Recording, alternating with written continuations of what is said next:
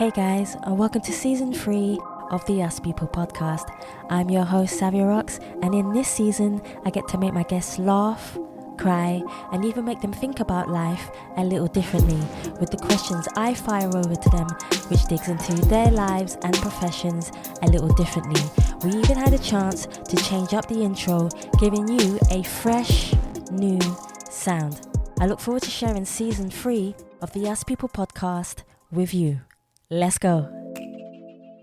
Hello, my name is Matt Goodman, and you're listening to the Us People podcast with Savia Rocks. And she does. Thanks, hon. That's perfect. I like the way you slipped that in. That was cool. Made up my mind, now is my time to shine. Now is my time to shine. Time that you let go, time that you let go, now is my time to shine. Hey guys, and welcome to another episode of the Us People podcast. I'm your host Savia Rocks, and today I'm humbled to have Matt Goodman with me today, who is the founder, manager, producer, composer, artist at the Otherway music. Wow, that's a mouthful within itself. Matt, thank you so much for coming on the Us People podcast. How are you? I'm very well, thanks. How are you doing? I'm really well, thank you. Thank you so much for coming on the show. So the first question I always have for people is literally where you grew up and how that influenced you to do music or become creative in some way. So Matt, if you could tell everybody who's listening today a little bit about where you grew up when you were younger and how your family were towards you when you were younger to influence you to be able to do music. Okay. I was born and raised in northwest London, in Edgware, actually, originally. Okay. And then we moved to Northwood, which is a little bit further north and west. Yeah.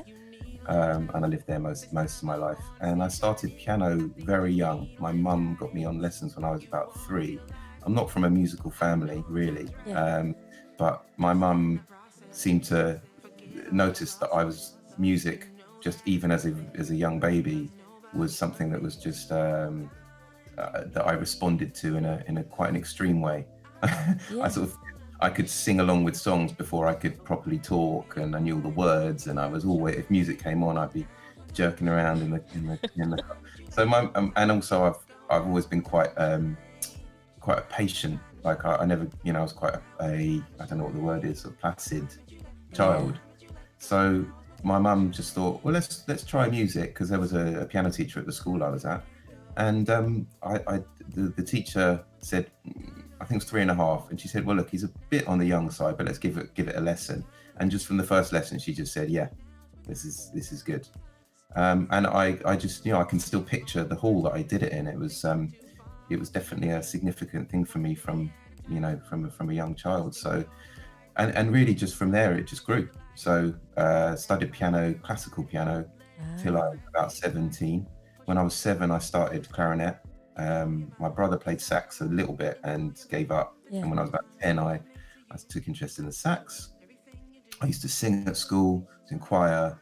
And I was just lucky to have supportive parents that were happy for me to I took my studies seriously, but they were also happy for me to learn music and have that in my life.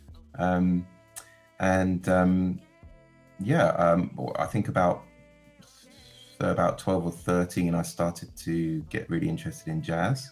Oh yeah, that's my favorite jazz. And I started a new school, and that school had a really big.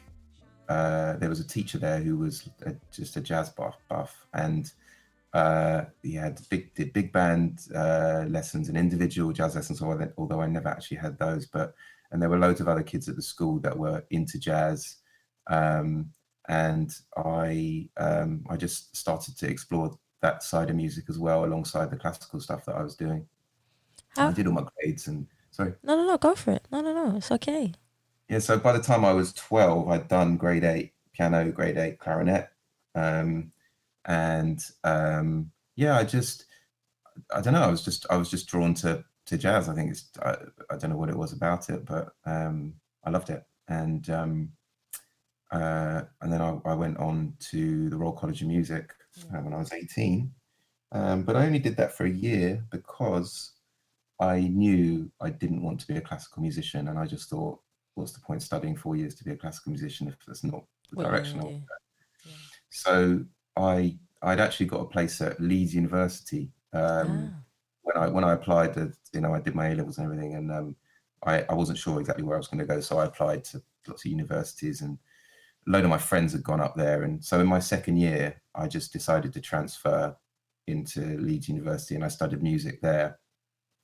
And it was just like chalk and cheese. The Royal College was, a seriously sort of performance focused, classical music focused institution. Leeds University was, and I was there every day from 9 to 5, and there was orchestras and groups and theory lessons and harmony, all sorts of stuff. And then Leeds University was like 4 hours a week of lectures. Ooh.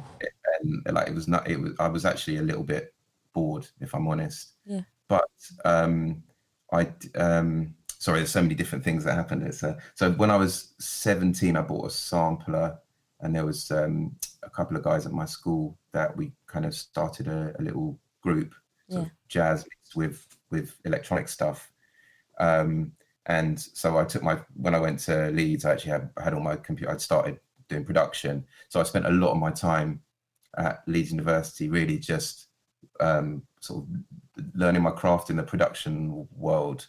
And that's how I spent a lot of my time, just sitting in my room, sampling stuff, making electronic music, different kinds of styles. At the time, it was like garage and drum and bass and stuff like that was kicking around. So I really enjoyed making that kind of stuff and just experimenting, and used to go and buy records and CDs all the time and that kind of thing. So yeah, I mean, I'll stop there because there's so much more, but no, go for it, because the more information you give, the more people will understand who you are and where you came from, which will inspire them to understand that they're not by themselves. And everyone has a story. Yeah. Okay. So these guys that I was at school with, we started a group called the Crazy Bald Heads. And that's a cool name. Yeah, it was a good one actually. I remember sitting in my friend's bedroom, and we were just like brainstorming all these things, and then someone said it, I can't remember, and it was just instantly, that's good, we're going to run with that. And then we put out a record, and that was like, a really cool experience. It was the first time we made this track. We had some remixes on the other side, and we ended up going to like it was Olympia Studios or some big studio, central London, to mix it down. And there was this big SSL desk. Ooh. And the engineer was like doing all this crazy stuff with it. And then we kept telling him to like pull it back. And so in the end, it more or less was what we'd made just going through an SSL desk with absolutely nothing changed. Yeah. So it was a bit of a bit ironic to go through, but it was cool. It was a really good experience. And then we pressed up records, and it was all very like DIY. We went round to the record shops. We sold them all, by hand, one by one. Went up fly postering around London at 3 a.m. with buckets of glue, and then off the back of that, we got offered a deal. I can't remember the name of the label now, but yeah, it generated actually quite a bit of heat, and we did some stuff for Mo Wax. Don't know if you remember Mo Wax. Yeah.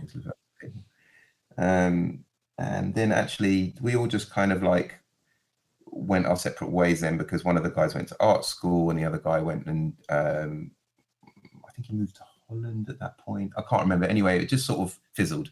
And at that point, I then went to work with another guy that I'd met through some girl I was dating in a pub. And he was a producer he went by the name of Criminal Gangster. Oh, wow. And he had been making garage, basically. Yeah.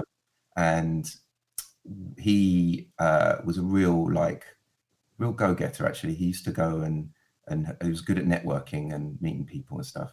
And that's how I ended up working with So Solid and individuals from that. We had Mystique come through the thing, Miss Dynamite. There was a bunch of other people, Diane Charlemagne. And we did a bunch of music. I worked with him for a couple of years. And then I think I just got bored of garage. Fair enough. And I then went and rented studio in was it Whitechapel? And I just kind of went on a bit of an exploration journey at that point, where I was just writing different kinds of stuff, wasn't with no particular aim in mind, just a sort of an exploration of different styles and trying to hone my skills and learn more things. And then I went to work at Stanley House Studios, which is near your neck of the woods. Yeah, I know there. And started working with a bunch of reggae artists. I worked with a guy called Smudgy. Don't you remember Smudgy? Yeah. And FYA. And Smudgy's brother, this guy called Swell Dog. Oh, yeah. And I did loads. I actually ended up managing Swell Dog for a bit. And that's how I kind of got into management. Okay. And music videos, and tried to get that thing bubbling. But I had a few releases with Smudgy on Def Jam, and then about that time I started to sing. So I started recording my own vocals on things. Yeah. Partly because I'd had lots of experiences of working with lots of different vocalists, and I'd learned a lot from watching those guys, because I came from a classical and then a jazz, quite an academic background in a way. Most definitely. But I never really worked with like loads of vocalists. I mean, I did with Criminal Gangster, it's true, but more those, I suppose, I don't know, maybe that was part of it as well, seeing how those guys worked as well. But yeah, I just thought, one day I just thought, I wonder what it sounds like if I sing. And I started recording myself, and that just developed. Played it to people. They were like, yeah, this is really cool. Like, definitely, like, keep going with this. And then that blossomed into a fully blown artist project, which was the name I used was Matti Roots. Yeah. Which was kind of like soul, jazz, funk. It kind of was like a hybrid of all the stuff that I loved, all kind of put into one pot. And I then started to release singles, and I did loads of gigs, and I worked with some amazing musicians, and we played at Yo-Yo. We used to play at Yo-Yo's quite a lot. And I did radio campaigns, and I started, putting a little bit of my own money into promoting my music. And I got some really good stuff. I got it was played on Choice FM and BBC Radio 1 and 1 Extra and Jazz FM. And then I got playlisted on Jazz FM, and I got playlisted in Switzerland. And that was a really, really enjoyable thing to do, but also very challenging, because, you're sort of on your own. I had different managers come in and out at different times. But it sort of worked on some ways and didn't for other reasons. These things kind of have a shelf life. And I think after about 3 or 4 years of doing that, I sort of ran out of steam. And I also felt, when you're getting bands together and stuff, and a lot of it was favors. And I used to feel terribly guilty about asking all my friends, who are these brilliant musicians working with Amy Winehouse and God knows who else, to come and play my band and pay them. And so I started to do it. I developed a one-man show. I did that for a bit, but I just ran out of steam, and took a little break from that and went back to just production. And around this time, I met another artist called Matthew Bento, who I now manage. And there was another. I've been teaching music since I was about 20. Yeah, I read that. Yeah. Yeah. And one of the guys that I taught, a guy called Fudu, he's now called Fudu. His name's Reese. When he was about 14, he showed an interest in production.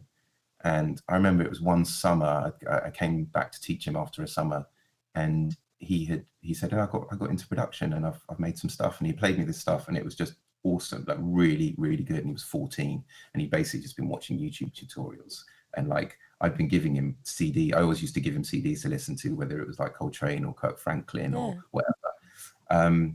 And he's sampling all this stuff, and he's making all this crazy music. And I'm like, you know what? I want to help you to develop, because I can see a real talent here. So Bento and Reese became kind of part of the team. And so that evolved.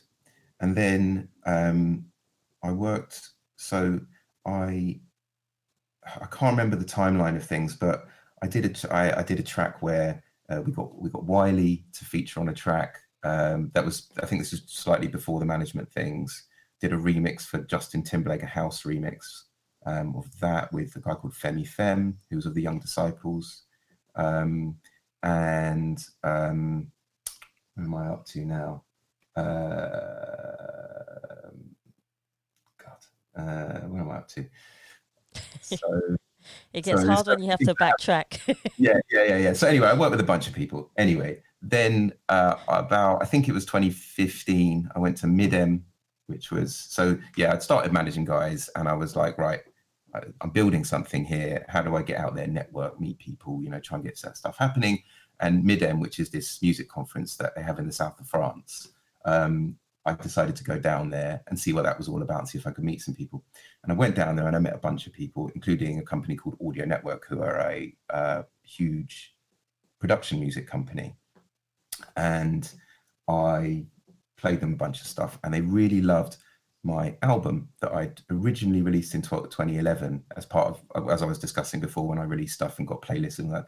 My album was called Beetroot, and put loads of energy in, got some exposure, lost some steam.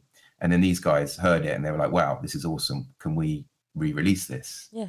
So, yeah, cool. So my relationship with Audio Network developed, and then they started to ask me to make different kinds of music. And because by this point I had worked with hip hop artists, R&B artists, rock artists, all these different types of people, I've made garage, R&B, drum and bass, whatever. They asked me to, can you make a hip hop album for us? Can you make a dance album for us? Can you make a tropical pop out? All these different things. So now I've done about 100 tracks with them, and that's been over the last 5 years, and that's been really good. So that's resulted in lots of sync placements. So that's where I've had my music placed with Samsung, with Moschino, with Dolce & Gabbana, with Lego, with loads of TV shows. I've worked with other library music companies like EMI as well, and they've got our stuff on Power. You name the TV show, it's probably been on their First Dates and Love Island, all that kind of stuff. And just before I started working with Audio Network, I also had been introduced to a advertising director. So this kind of world of sync music and working for TV and adverts and films all happened around the same time. And I ended up doing a couple of adverts with him, one for a company called Telenor, which is like the O2 of Norway. Yeah. I did Jackpot Joy, had Barbara Windsor in it. I did NSPCC, a few bits and bobs like that. So I'm building this experience. And then I started working with more advertising people and more TV people. So FIFA, for example, actually found me through a friend of mine who I used to go to uni with, who'd seen my stuff on Audio Network. She's a TV producer. Yeah. And she got in touch and said, oh, it's amazing you're making such good music. I've got a friend at FIFA, and he's looking for some music for a documentary they're doing, which was about the women's US women's football team's success at the last World Cup. And he just said, we've got a half-hour documentary. Would you be interested in scoring it? So that was probably like the most full project that I've done. Normally, it's just like a minute of music here, a minute. But this was like a more in-depth thing, which was a really great challenge, and really enjoyed it. Since then, I've also, Matti Roots kind of came back 2016. So there was a bit of like 2-3 year hiatus. And then I've been releasing singles steadily from 2016 with no particular expectation other than I really like the tracks I've made. I've got a little bit of a fan base there. I'm just going to fling out some tunes and just let people enjoy them and see what happens. And just actually when coronavirus hit, it gave me an opportunity to, I've had all these things going on, whether it was the management things or the ad writing or the collaborative stuff with different artists, well-known and otherwise, my artist stuff. And it was always difficult for me to convey to people when I'd speak to them and try and develop relationships, exactly what it is I did in a really sweet nutshell without me jabbering on like I am now. And No, you're not. Come on. and so I created a website which I've been meaning to do for ages, which otherwaymusic.com, which basically does exactly what I wanted it to do, which is just lay out like 10 years worth of work in one place, with all the an opportunity to see all the music I've done, to listen to all the music and the projects that I've been involved in, all in one neat place.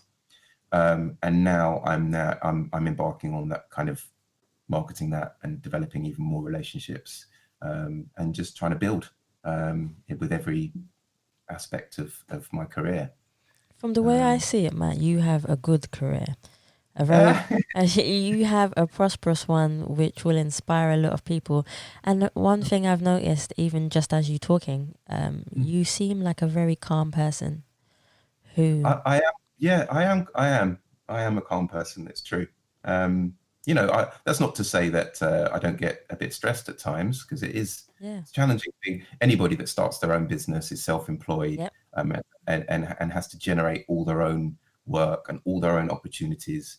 It definitely can be challenging at times, and there's a lot in the music business to understand as well. It can be a very complex industry, legally, and just in terms of all the different institutions that exist, collection agencies and so on, where you have to understand the workings of all these things, and each thing is its own entity, and it's a little bit fragmented in some ways. So it definitely has its challenges, but you have to stay calm as much as you can to do things well. I mean, there's no point getting stressed if you can avoid it.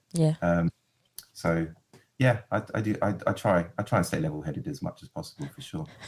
How is the educational side? Because I speak to a lot of people who are very creative, and most of them tell me that they didn't go to uni, and some of them even dropped out of school. But what I wanted to ask you is, Matt, is how do you feel about education? Do you feel like if you have a talent within music that you need to go to school? No. No? No, I mean, Fudu, and actually that's a good question, because Fudu, which is Reese, the 14-year-old, 16 years old, he decided, not doing A-levels, I want to be in music. And he went to point blank at age 16 and has pursued that career. He just knew that was the area he wanted to go in. Now, that's not to say it doesn't have its challenges, and music is a precarious industry. So you have to be smart, and ultimately you have to pay the bills. So if you're not making any money doing this, following this dream or whatever, you've got to do something about it. I mean, you've got to eat. So as long as I've always had very pragmatic values instilled in me, which is why from age 20, I've been teaching, because, teaching is stable. It's paid the bills for, 20 odd years. And, it's allowed me the freedom to do all the other stuff. Now, obviously it does eat into some of your time, and there are definitely times where I've got so much going on, my head is just like exploding with to-do lists. But you just have to manage it the best you can. It is what it is. But some of the best musicians that I know, who I admire, had no formal training, didn't go to university.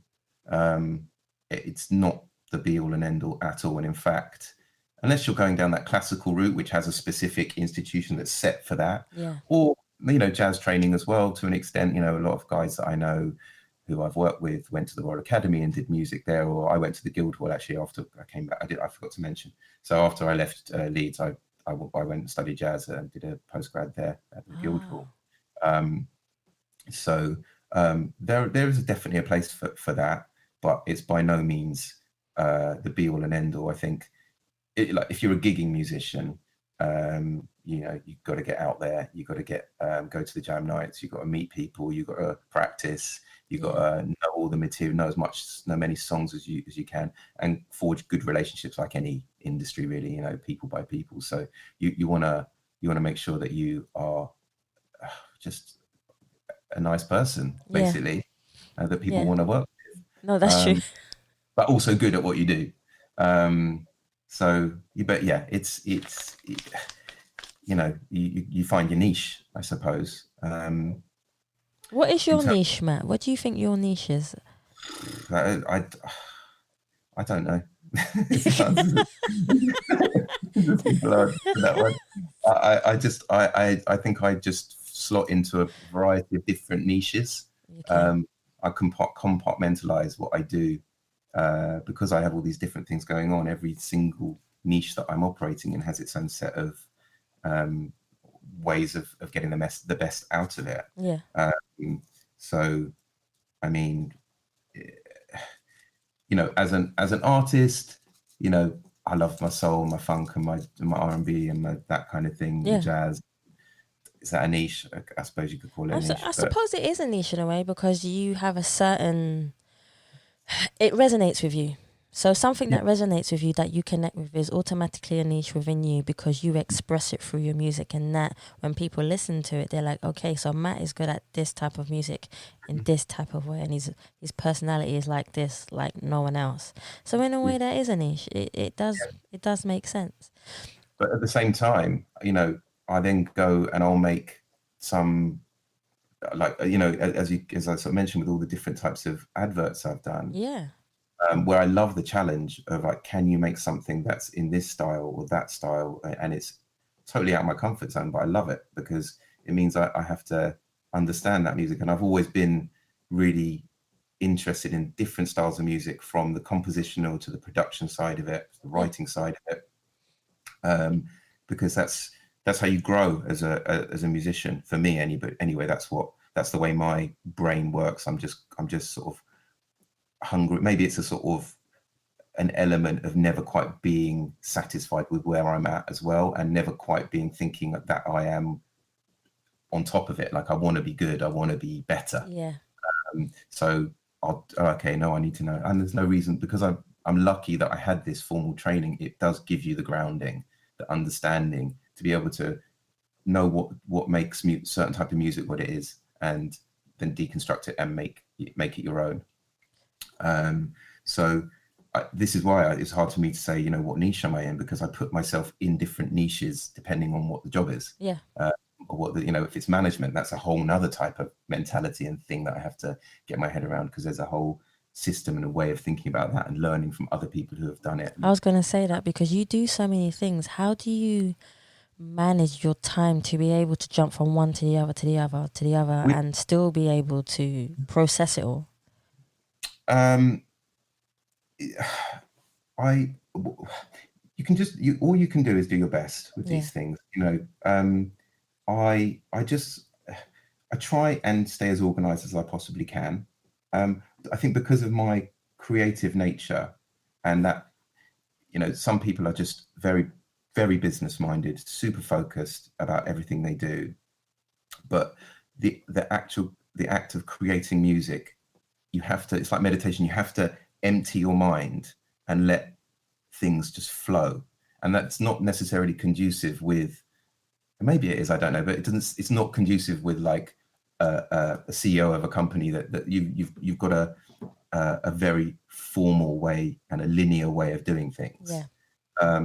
So that's quite challenging, putting on that hat, going to creative mode, and then going back to manager, building a company mode.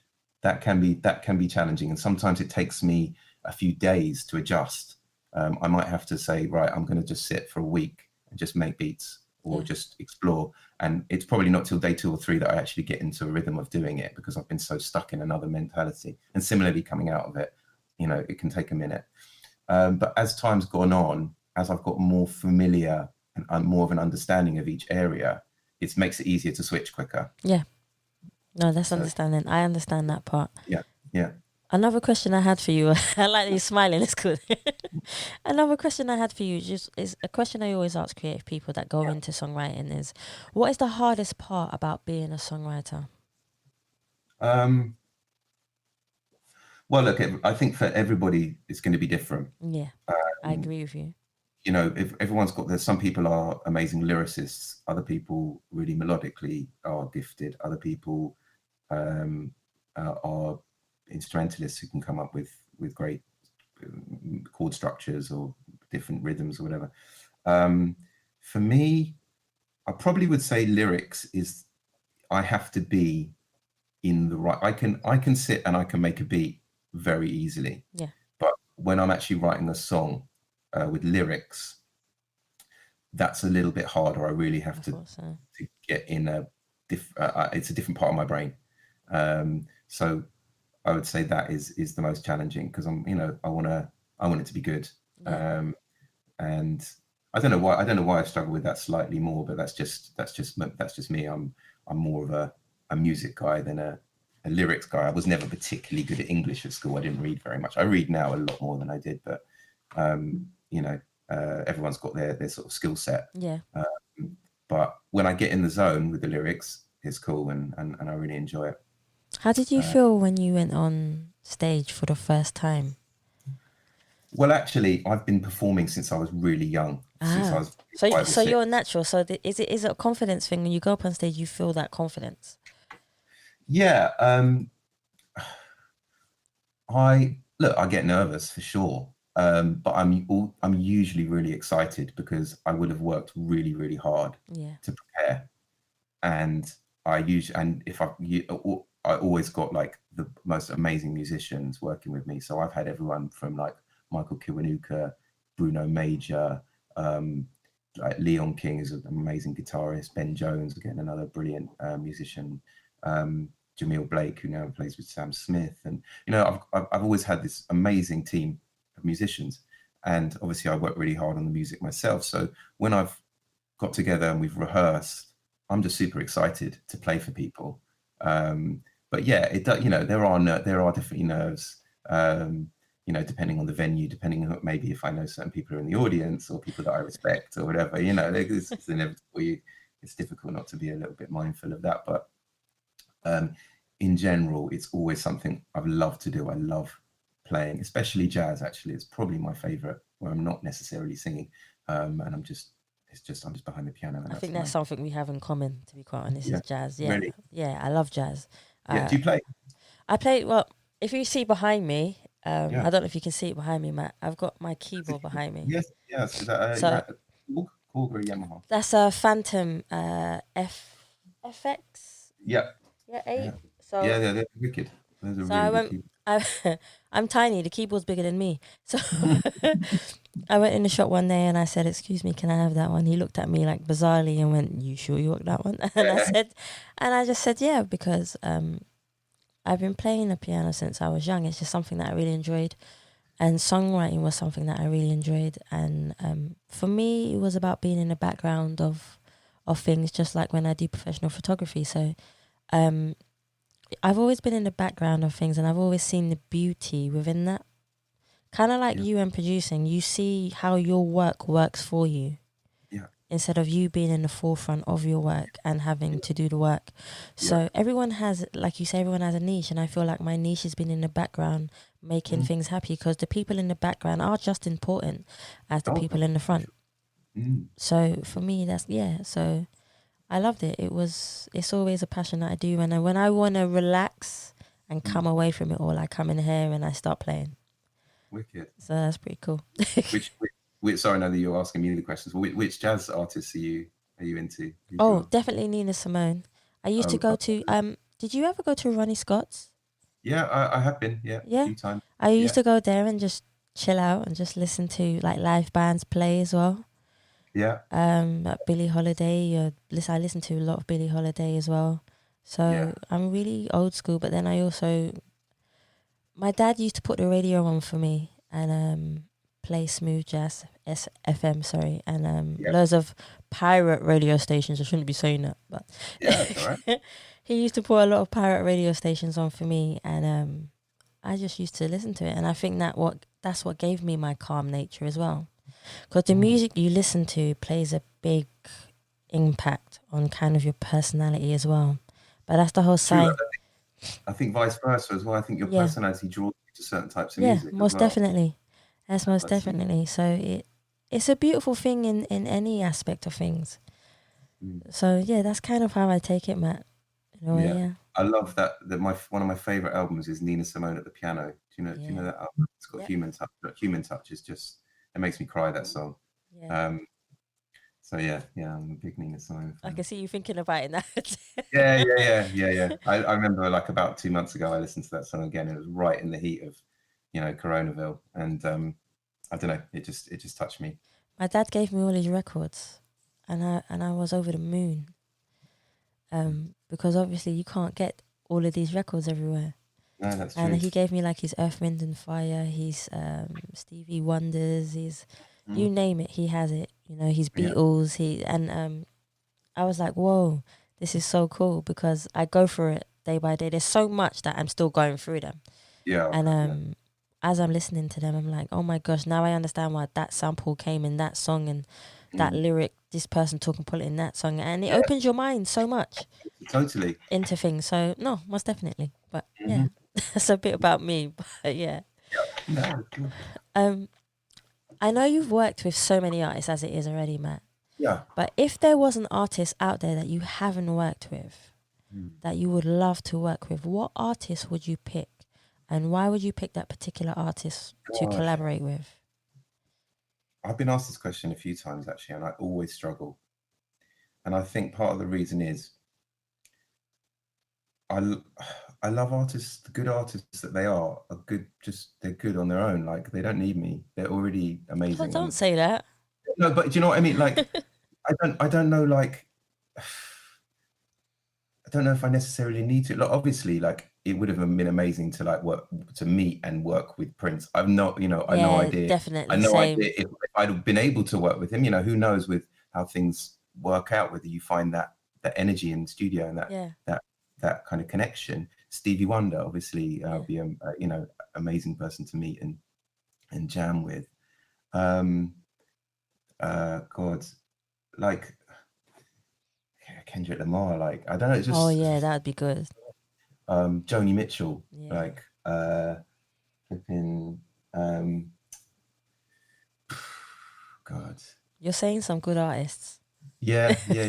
No, I mean, I've got a connoisseur taste, I guess. I'm just thinking of modern people. I suppose Kendrick. I'm sure, like, any legendary artist that is around today, I would really relish working with them, because there's so many of them, and they're all dope in their all individual ways, and there would be an opportunity to harness what they do. As a producer, that would be my sort of aim, and bring my thing to the table, and hopefully they vibe off what I do and I vibe off what they do, and we create something. So I'm open basically to anyone that is like, I like, the trendsetters, like the people that have made a big difference to the musical culture. I think those are the people that I've always been drawn to, because I like to be surprised by music. So if I've heard something before, I'm like, yeah, that's cool, but I won't necessarily be like, oh, I can't wait to work with them. I'd be like, no, they're really good. But somebody that has done something that is so substantial, that has influenced me and changed me, would probably be a very very cool and fun experience. Yeah, that sounds good to me. Yeah. If you could choose one quote, Matt, Yeah. to represent you as a person, what quote would you choose? He's laughing. And why would you choose that quote? Quote. My mind has gone completely blank. Yeah, I can see you're in thinking mode. Move on to the next, because I haven't got anything in mind right now, but it might pop into my head in a No, bit. that's okay. I just can't think of anything right now. Here's another one for you. No, it's okay. Let's go. Let's talk about success, okay? Everybody has a different definition of what success means to them, but as you, as an individual, what does success mean to you? God, you ask difficult questions. But good questions. It's, I wouldn't say, I'd say that it changes. It changes at different times. Yeah. My goals are constantly shifting. And not to sound too cliched, the ultimate goal is just to be happy, really. No, everyone says that. And I'm glad you said it. That's the goal, because if you're not happy, then life's not great. That's true. So You just want to be happy. Now, how do you achieve that happiness? Well, I think you just have to be aware, like, of where you're at a particular point in time, about what you're doing and what you're doing it for. Look, I'd be lying if I didn't say that money wasn't a part of it. You know, you Well, you need it to survive, like you said. Yeah, exactly. But I think as I suppose, because I've always admired as I said before, like the trendsetters. I think that's been my aspiration, really, is just to not just do the done thing. Although I do that a little bit when I do advert music and stuff. It's a little bit more generic, but there's that side of me that wants to actually make something that is different, or like is individual in some way and connects with people, and really means something to me. Yeah. So, you know, not recognition, but like, I'm not sure of the word.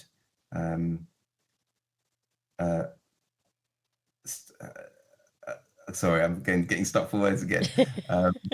Yeah, I suppose recognition of being of a particular level, like, because I aim high, I aim really high, so I want to make sure that I'm not selling myself short, and that I really am trying and striving to make the best whatever it is that I'm doing. But you know, success is always that happiness comes from positive relationships with people. That's true. And just positivity, I suppose, as much as you can achieve it. So yeah, I don't know if that fully answers the question. No, it does. As long as it answers the question in your own way, it's an answer to the question. So, and it will help someone out there, because so many people sometimes feel confused and flustered about what success is and what direction you should be successful in. And the media, I feel, manipulates what success should look like. Yeah. Yeah. For sure. And that puts, because basically, this is just my opinion, but the media manipulates people's mind to give them an outlook on how things should look or be. Yeah. Where you as an individual should make up your own mind in your own heart and come out with a solution or a plan or a vision of what success means to you, which makes you happy. So that's just my opinion on it. But yeah. I completely agree with you. Thank you. Here's another one for you. Yeah. If you had an unlimited amount of money, so Matt, you have more money than anything else, okay? Okay. What one thing, or few things, I should say, would you change within the music industry to make it a better place to be in?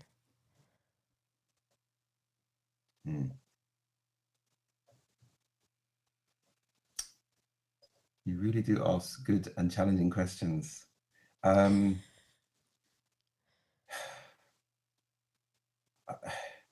The answer is I don't really know. I mean, I don't think that money solves these problems. I think time solves these problems. And things evolve over time naturally, and we learn our mistakes. We have to learn our mistakes. It's like revolution, you know, it's never it can be all right at times, but it's a quick fix. It's a quick fix. Things are much deeper than that. And so, you know, you can see even now Spotify, the way that that's evolving, is becoming a monolith. It started off as a sort of thing that gave everybody this sort of sense of anyone can do it, and we're all our own boss, and we can all get to where we want to get to through, you know, promoting on Instagram. But then Instagram starts not showing your post to people, and you can only get it seen by people by paying for it. Or Spotify starts to have playlists, and there's a way of getting the algorithm, and so things evolve over time, and what they once were become different. But that will eventually change. Things around it will change. Technology will change it. People's attitudes will change, and it will just evolve naturally. So it's irrelevant how much money I've got, I think, to answer your question. I don't see the point in really changing. I mean, I suppose if I had unlimited money, you know, I would do my best to promote the things that I believed in the best, and I would have more at my disposal in order to get those out there. It would be easier for me to do that. But really, it would only have an impact if the stuff that I was pushing was any good, or people really connected to it or meant something. I mean, unless you get on board that train of sort of more superficial things, where it is just about, like you said, about the media, about packaging something and selling it as a sort of as an image and a dream, and making people think that that's the thing that they want just because it's in their face the whole time. So yeah. No, that's perfect. No, I like that. What is your ultimate goal for your company? Just more, more work, more connections, more opportunities, more exposure. To earn more money as well would be good, because it's it's challenging, and you want to be able to pay for things. So that's really the goal. Is just I've built a really solid foundation, and I just want to continue on the same lines. The artists that I work with, I want them to be really successful. My own artist project, I would love that to just keep developing and evolving. And I want to make a jazz album, and I want to make another album of my Matti Roots stuff. I would love to do more film scoring and and advert pitches, and just sync music to games, and just basically anywhere that I can find an outlet for my music. That's really what I'm aspiring to do at the moment, just to find those opportunities. I love how calm you are. It's amazing. Cool. You are so chilled. You were just calm so on the chilled out. outside, like a torrent on the inside. No, that's how it is. Okay. No, it's not. But I think my mind whirs. What I mean is my mind whirs very fast, and I'm processing a lot of information. And I like to think about things before I say anything. So that process of thinking about things can be a bit of a whirring experience, but it's good. I'd rather think about things before I act. No, that makes definite sense, because I do that a lot as well. I think it's good to do that, because sometimes if you just speak without, it has a repercussion. It can do. It can have repercussions. So, as a solo artist, right? Is there ever a time where, I know you spoke about you had to take a break for yourself just to get back to normal and stuff, but is there ever a time where you get lonely?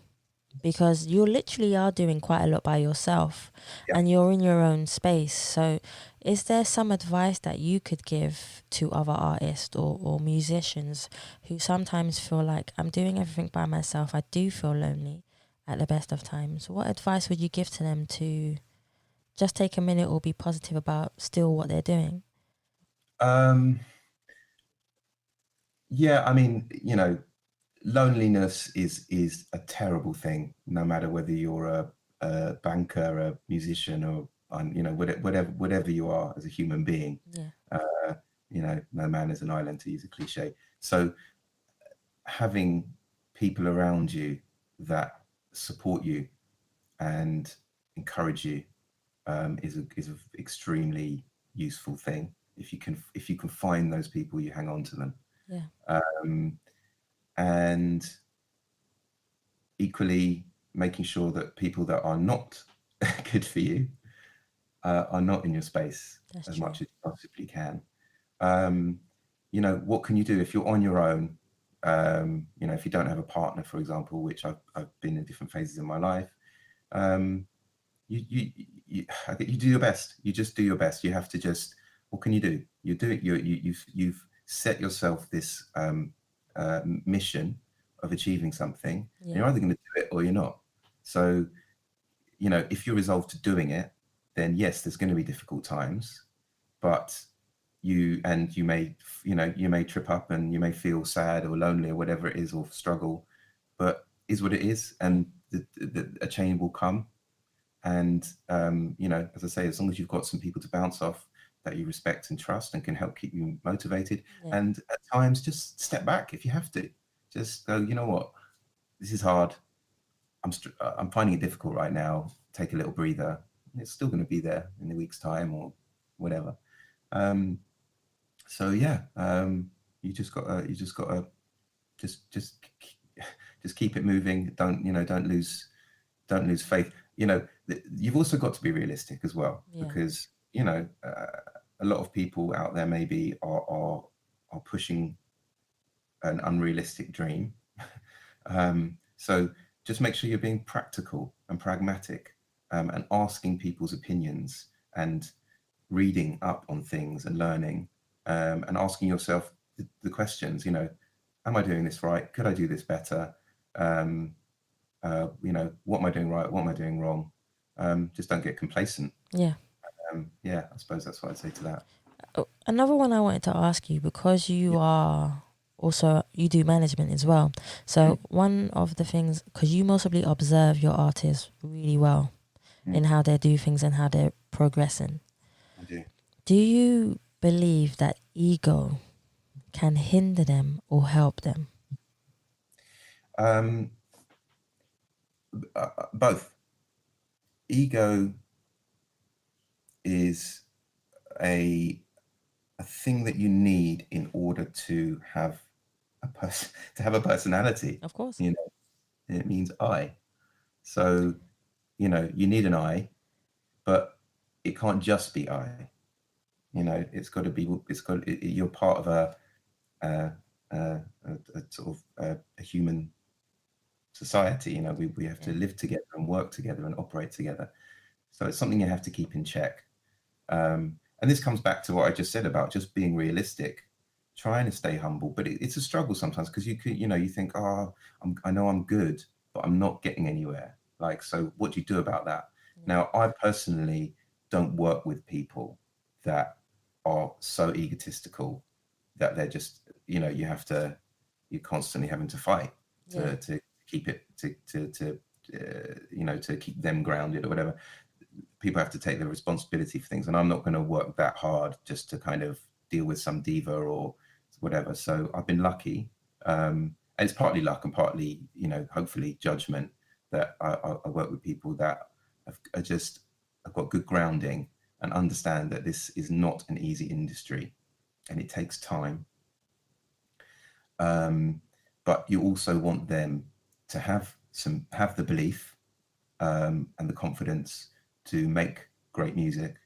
So you want them to have some ego, but it always has to be kept in check. Yeah. Most definitely. If there was one song out there in the history of music that you wish you produced or wrote, he's like, oh my gosh, here's another one. What song would you choose, and why would you choose that song? That is a question that I could sit and answer for about 4 hours. Let's go. Oh my God, Stevie Wonder, that in itself is a conversation. So many amazing pieces of art there. The Beatles, James Brown, Kurt Franklin, I say Joni Mitchell, as I said before. Okay, you see all the artists that you've just told me, right?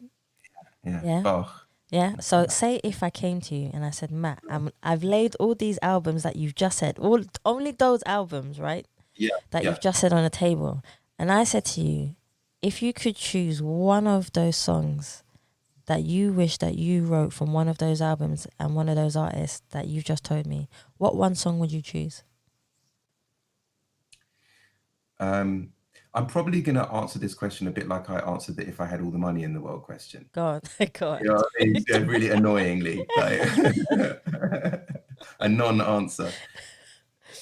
It's not my place. You know what I mean? Those guys, they did that. They did that.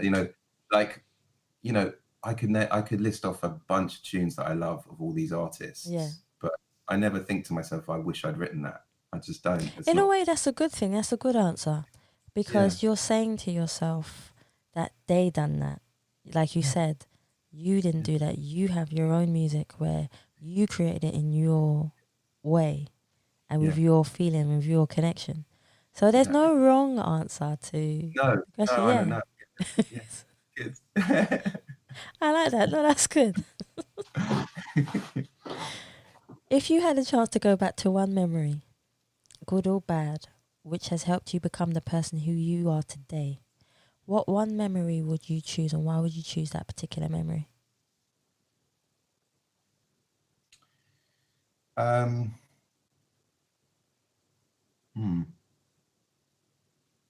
Like, I suppose as an adult, it would be really cute to like observe myself on my first piano lesson. Yeah.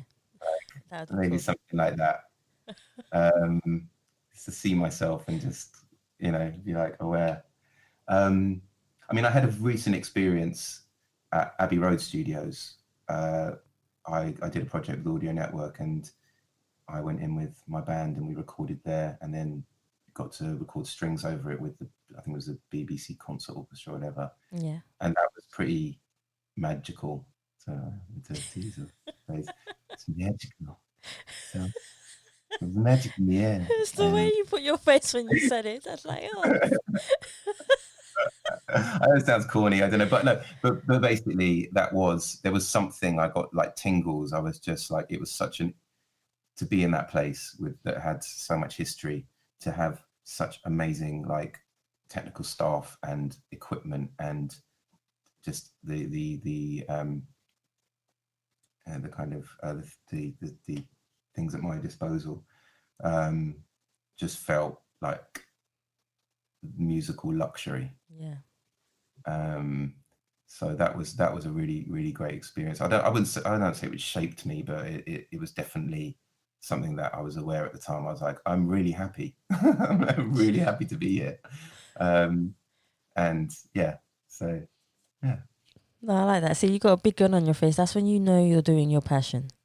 Right. Yeah, you know you're doing a passion. If you could give a message to, I know people say they don't have fans, but I think we all do, regardless if they're silent or loud. What message would you give to your fans from yourself?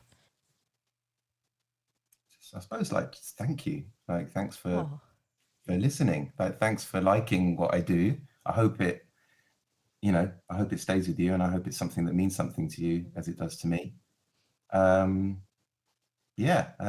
really it. I don't have any expectations really as far as that goes. I'm just grateful that when I make something that there are people out there that like it. I mean, maybe like tell your friends.